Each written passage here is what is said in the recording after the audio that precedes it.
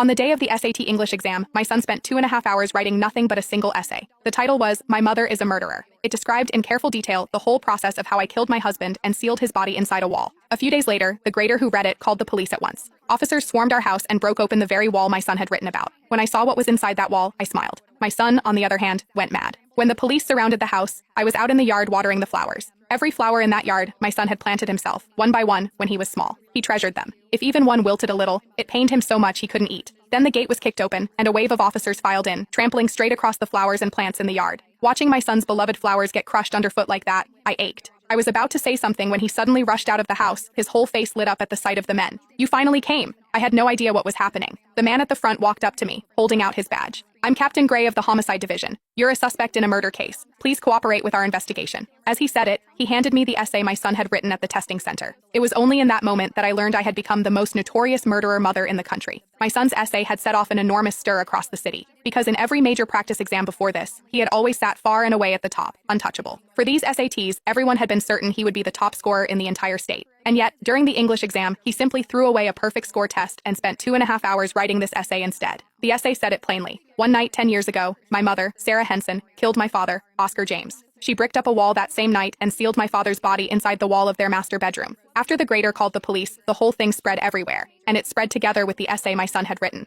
Everyone was talking about the presumptive top scorer who threw away his SATs and used his own future to expose in an essay that his mother was a murderer. And I was the last to know. I stared at that essay for a long time, and the longer I looked, the harder my hands shook. I knew my son's handwriting, but what it said, I couldn't accept. I looked at my son and asked, my voice trembling, "You wrote this?" He looked back at me without any expression. "Yes, I've waited too long for this moment." A sharp pain shot through my chest, as if something had stabbed into me. "So these 10 years, all that hard work, was just to get back at me like this?" His eyes were cold on mine. "That's right. Only this way would my essay be taken seriously. Only this way would everyone find out you're a murderer." Looking at this child I had raised for 18 years, I suddenly felt I didn't know him at all. All this time I'd believed he had grown up, that he understood now, that he had learned to take responsibility for his own life. But it turned out he had spent 10 years of effort honing himself into the sharpest possible blade, all so that today, he could drive it straight into me. The police hadn't come alone. A crowd of reporters and online streamers had rushed in with them. Now every camera was trained on me. Some were live streaming, some were pushing microphones at my face. "Ms. Henson, your son wrote all of this in his exam essay. Do you have anything to say about it? We've heard your husband vanished suddenly 10 years ago and has never been found.